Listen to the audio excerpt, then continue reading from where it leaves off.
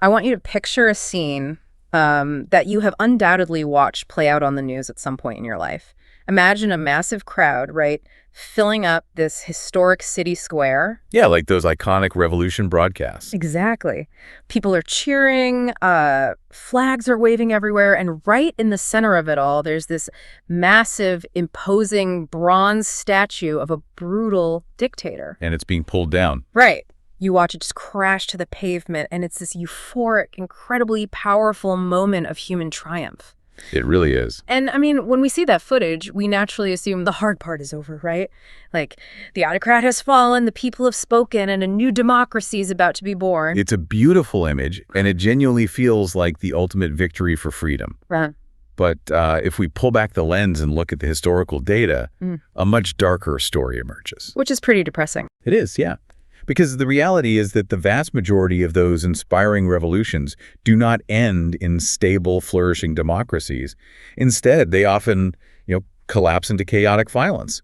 Or even more insidiously, they just quietly revert right back into dictatorships under a different name. Which brings us to why we're here. Welcome to this custom deep dive. Today, we are unpacking a massive, really fascinating stack of political science research, comparative analyses, and global case studies. We're covering a lot of ground today. We really are. We are looking at everything from the Arab Spring in North Africa to sub-Saharan Africa down to the jungles of Southeast Asia. And the mission today is to figure out exactly why democratic transitions fail so often. Or why they just remain permanently stuck in this sort of incomplete limbo. Right. Okay, let's unpack this, because this isn't just some dry history lesson. This is about understanding the hidden forces that are shaping the world you live in right now. Absolutely. And to set the stage here, we need to clarify what political scientists actually mean by a failed transition. Because we aren't just talking about the obvious dramatic events, right? Like a military general storming the presidential palace with a bunch of tanks. Exactly. I mean, that happens, but we are looking closely at what researchers call hybrid regimes, or electoral autocracies. Electoral autocracies. That sounds contradictory. It does, but these are basically the murky gray zones where democracy effectively goes to die. In a hybrid regime, you have the superficial appearance of a democracy. You might have scheduled elections. You might have a functioning parliament. Right, and you might even have opposition parties. But the actual mechanisms of political competition are completely manipulated from the top down. So they basically have the aesthetic of a democracy without the actual engine inside to drive it. That's a perfect way to put it. That makes me wonder, though, how a country even gets to that point. Because I always sort of assumed democratic backsliding was just this sudden collapse. How does the machinery of a new democracy actually get dismantled? Well, our sources point us to some incredible research out of London University that breaks this down. They divide it into two very distinct categories, which are gradual erosion and sudden disruption. Okay, let's look at gradual erosion first, because from what I read, it's incredibly deceptive. It really is. It involves the slow, methodical deterioration of democratic norms. And the London University researchers highlight a few specific tactics here. One is just skyrocketing political polarization. Which we see everywhere. Oh, absolutely. And another tactic is something they call an over-reliance on legalism. Wait, that sounds like an oxymoron. I mean, isn't a democracy supposed to rely heavily on the law? You would totally think so, yeah. But in this context, it means weaponizing the technicalities of the law to destroy the spirit of the law. Wow, okay. How does that work in practice? Well, imagine an autocrat who wants to shut down an independent newspaper, right? Instead of sending the military to smash the printing presses, which would obviously cause massive international outrage, they send aggressive tax auditors. Oh, that's sneaky. Right. They find minor administrative infractions, and then they use those legal technicalities to literally bankrupt the paper. They claim they are just, enforcing the rules, but they are actually silencing the opposition. And that often happens alongside the capture of the judiciary, right? Where the autocrat just quietly replaces independent judges with partisan loyalists. Exactly. It makes the whole system look legitimate while totally hollowing it out from the inside. The research also mentions a concept called assuming voter rationality. Can you break that down for me? Yeah, so this is a major blind spot in how we think about democracies. We generally assume that voters will automatically punish politicians who break democratic rules. Like, we think if a leader attacks the free press, the voters will just vote them out. Right, that's the logical assumption. Yeah.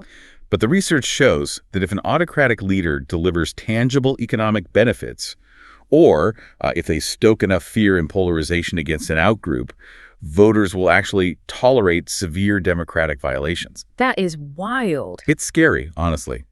They consciously accept the erosion of their own civil rights as a trade-off for, say, cheap gas or just perceived security. So it really sounds like there are two entirely different ways to destroy a house. Gradual erosion is like a termite infestation. Oh, I like that. Yeah, I mean, you live in the house every day, you walk on the floors, and you don't realize the fundamental structural integrity is being eaten away until you just lean on a load-bearing wall and the whole thing crumbles. What's fascinating here is that the termites are really just the setup. Because the second category from the Lund research is sudden disruption, which involves rapid, aggressive interventions. Like a crisis exploitation. Exactly. Where a leader uses a national emergency, like a pandemic or a terrorist attack, to justify grabbing these unprecedented emergency powers. It also includes something called executive aggrandizement. Which is when a leader suddenly rewrites the Constitution to extend their own term limits, right? Or just to consolidate a bunch of power. You got it. And following that house metaphor, sudden disruption is the hurricane. It just blows the roof right off. But the termite infestation and the hurricane are linked, aren't they? Oh, they work sequentially. By driving extreme polarization, weaponizing the law, quietly replacing judges, the termites, the aspiring autocrat, ensures that when the hurricane finally hits, the house falls easily. Because there's nothing holding it up anymore. Exactly. When a crisis eventually allows for a sudden disruption, there is no institutional resistance left to stop the leader from seizing total power. The courts won't stop them, and the polarized voters will literally cheer them on. Wow. Okay, so the termites and the hurricane are the actual mechanisms of destruction. But what structural conditions make a country's foundation so vulnerable to those termites in the first place? That is the million-dollar question. Right. And to find that answer in the research, we kind of have to follow the money. We do. We dive straight into one of the most robust findings in political economy, which is the resource curse, and specifically the concept of the rentier state. We have this fascinating paper here from the Stanford King Center. Yes, and it examines the historical statistical relationship between a country's crude oil output and its likelihood of sustaining a democracy. Well, okay, wait a minute. I have to push back on this premise just a bit. Sure. Because if having massive oil wealth automatically kills your chances at democracy, how do we explain a country like Norway? Or Sure. Canada. I mean, they produce staggering amounts of oil, and they are incredibly healthy, stable democracies. That's a great point, and the Stanford research actually addresses this apparent contradiction directly through what researchers call a threshold effect. A threshold effect. Right. Oil wealth does not necessarily destroy a consolidated democracy. If a country already has strong, independent institutions, a robust civil society, and a functioning tax system before they strike oil, like Norway did, they can manage that sudden influx of wealth. Okay, that makes sense. So the extreme danger lies with autocracies. Exactly. If an autocratic, underdeveloped state suddenly discovers massive oil reserves, it severely lowers the mathematical probability that they will ever transition to a democracy. Why is that, though? Like, what does the oil actually do to the government's relationship with the people? It creates a rentier state. Look at a normal functioning state. The government has to tax its citizens to build roads, fund schools, maintain a military right. Sure. And to convince citizens to hand over their hard-earned money, the government basically has to offer them representation and a voice in how that money is spent. Okay, I fall. But a rentier state funds itself almost entirely by selling natural resources to the outside world. It collects rents. If an autocratic government gets billions of dollars a year from foreign oil executives, it doesn't need your tax money to survive. Huh. And if it doesn't need your tax money, it absolutely does not need your vote. Precisely. The social contract is completely severed. It is the exact inverse of the American Revolutionary slogan. Instead of no taxation without representation, the government's stance is no representation without taxation. That's spot on. Because if they don't need your money, they simply don't care about your opinion. And they can essentially just buy off the population with subsidies or, use all that oil wealth to fund a massive, highly paid security apparatus to crush any dissent. Okay, so structural wealth explains the economic barriers perfectly. But transitions are ultimately negotiated by real people, right? Not abstract economic theories. When a revolution happens, someone actually has to sit across a table and hash out a new government. And according to our sources, those negotiations are usually dominated by elites with guns. Which brings us to the military. and a concept political scientists refer to as the Praetorian problem. The Praetorian problem. Yeah. In many transitioning nations, the military does not view itself as a servant of the civilian government. Instead, they view themselves as the ultimate historical guardian of the nation itself. Oh, wow. They actually believe they have an inherent right to intervene in politics whenever civilian leaders threaten their corporate interests, their budget, or their hegemony. And the sources give us two stark, illuminating case studies of this problem in action. If you want to see how a military veto plays out on the ground, the data points us straight to Myanmar in Southeast Asia. Right. This was a classic top-down transition. The military there, known as the Tatmadaw, shocked the world by initiating democratic reforms starting around, 2011? Yeah, around then. But reading the research, it becomes glaringly obvious they didn't do it out of some sudden love for liberal democracy. Obviously not. No. They initiated those reforms to save themselves. The Tatmadaw was facing crippling international sanctions, and they had become uncomfortably reliant on China for economic survival. So opening up the country politically was just a strategic maneuver to end their isolation and attract Western investment. Exactly. But to protect themselves from any real civilian oversight, they meticulously engineered a new constitution in 2008. And that document legally guaranteed the military 25% of the seats in the national parliament, right? Regardless of how any election turned out. Yes. And the genius, or really the malice of that move, is in the fine print. Because changing that constitution required a vote of more than 75% of the parliament. Right. So by holding exactly 25% of the seats, the military effectively gave themselves a permanent built-in veto over the entire democratic process. It's incredibly cynical.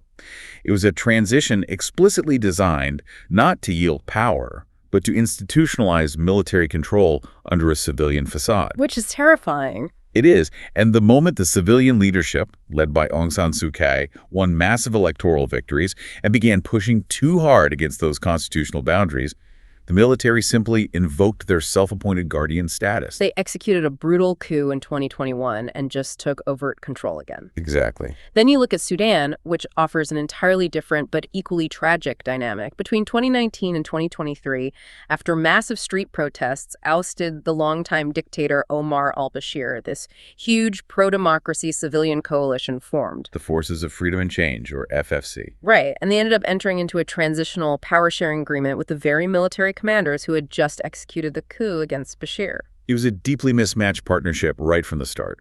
The civilian coalition was built on grassroots activism, neighborhood resistance committees, diaspora leadership. They had immense moral authority. Huge moral authority. But they had very little practical experience in navigating the ruthless, mechanical realities of state power. Whereas the military leaders controlled a vast, deeply entrenched network of state institutions, intelligence agencies, and private economic enterprises. This raises a massive question for me, honestly. It's that. If power sharing with the military consistently fails, like if it always seems to end with the military tearing up the agreement and taking over again, like we saw in Sudan, why do pro-democracy revolutionaries ever agree to sit at that table? Are they just being naive?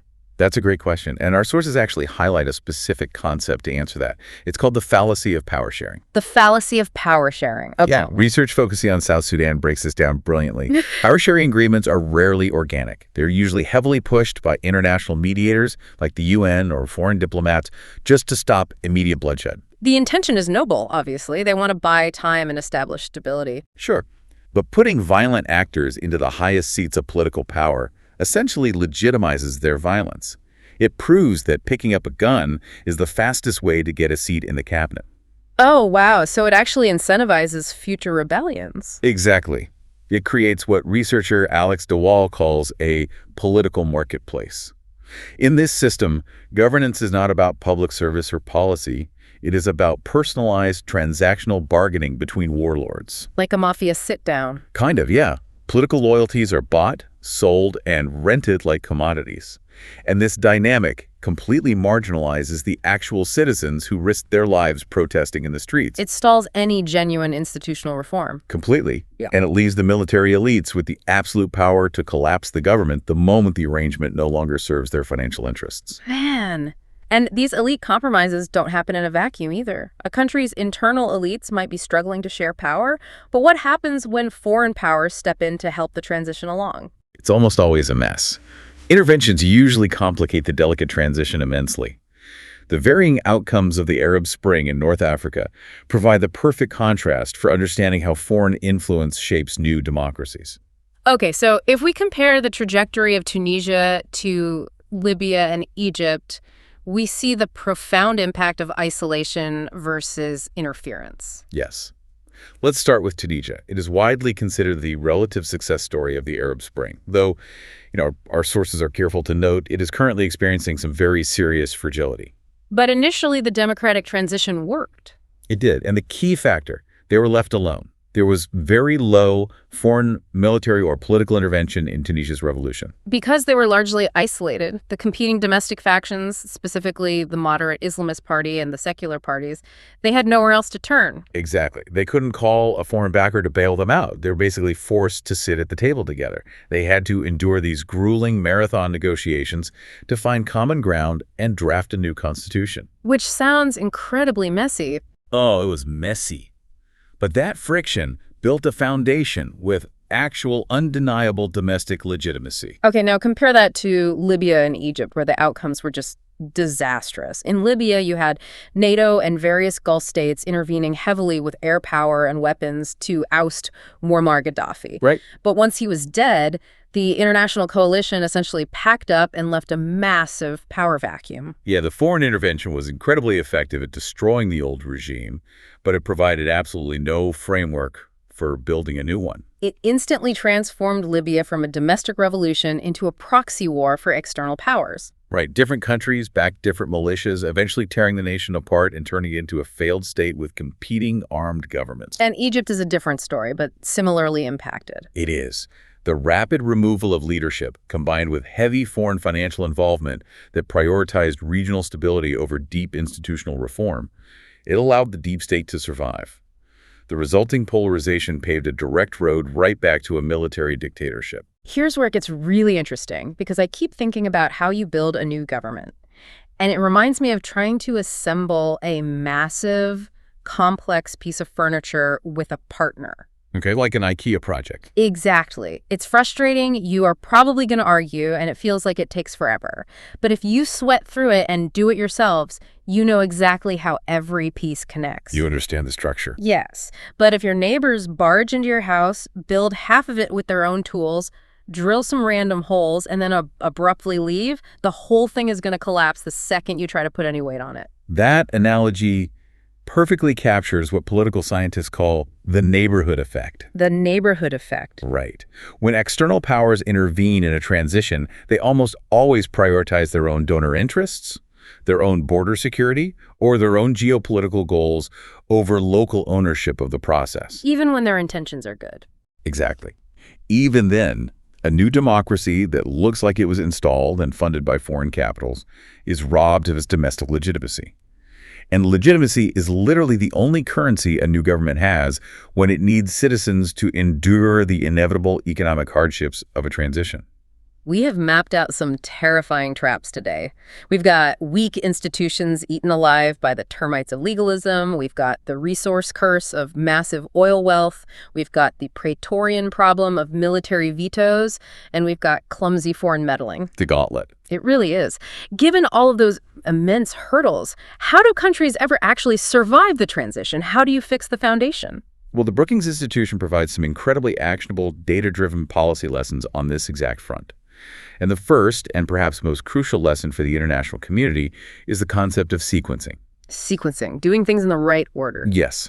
For decades, the standard playbook of the international community has been to push post-revolutionary countries to hold highly visible, competitive elections as quickly as humanly possible. Like elections are treated as the finish line. Exactly.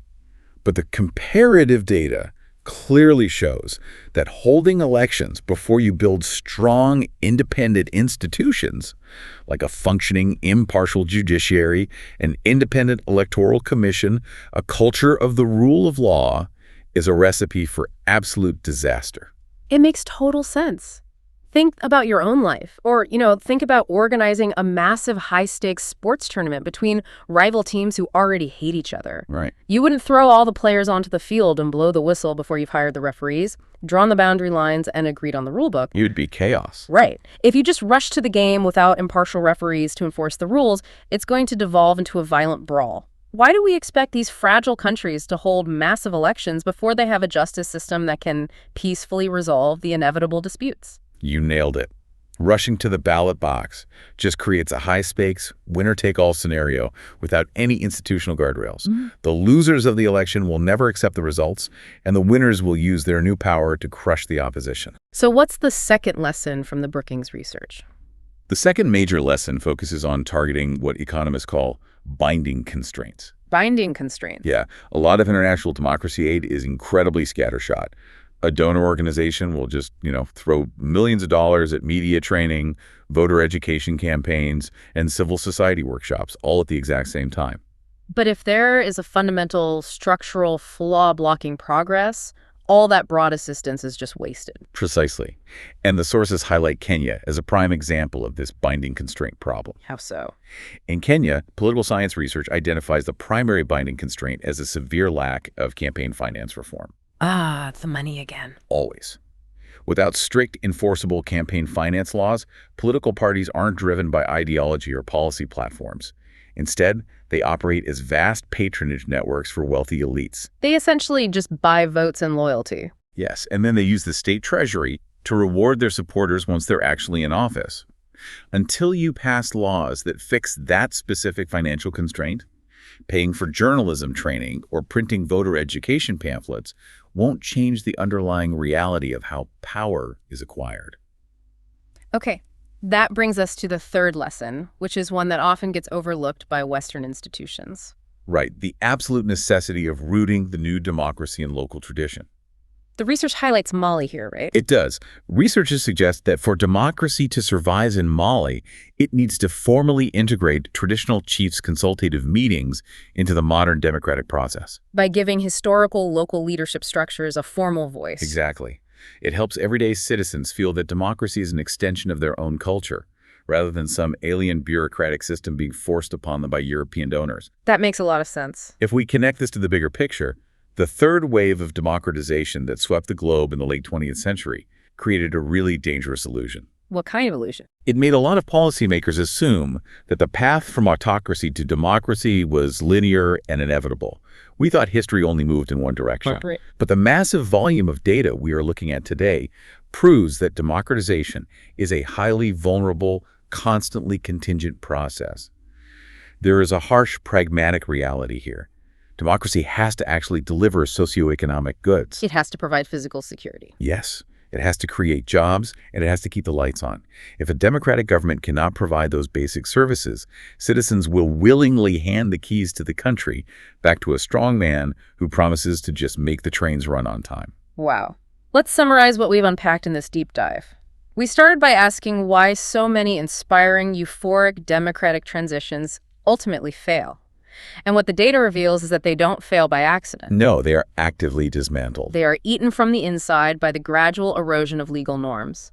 They are trapped by structural curses like massive oil wealth that severs the bond between taxation and representation. Right. They are suffocated by predatory military elites who use power-sharing agreements as a smokescreen to maintain control.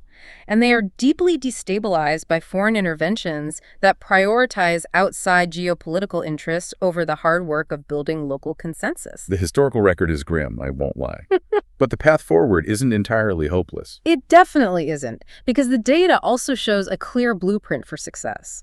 When local populations are given the space to forge their own difficult compromises, when external powers resist the urge to meddle, and when nations focus on painstakingly building strong, independent institutions before they rush to the ballot box, the dream of a stable, lasting democracy can actually survive. So what does this all mean? I think all of this research leaves us with a deeply provocative question, and it is one that challenges the core assumptions of how the world handles revolutions. Let's hear it. If the data definitively shows that rushing into early elections before building solid judicial and civic institutions actually paves the way for autocrats to seize legitimate power, it raises an uncomfortable debate. Should the international community completely stop funding and demanding early elections in post-revolutionary countries? Should we instead learn to accept and support years of unelected transitional technocracies just to ensure they have the time to get the foundational institutions right? Wow. Because as we've explored today, the true victory for a country isn't the dramatic moment the dictator's statue crashes to the pavement.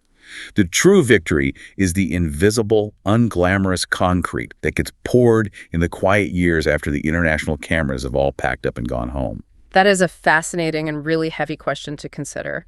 Thank you for joining us on this deep dive. Keep asking questions, keep looking past the headlines, and keep examining the invisible foundations of the political narratives you see in the news. We'll catch you next time.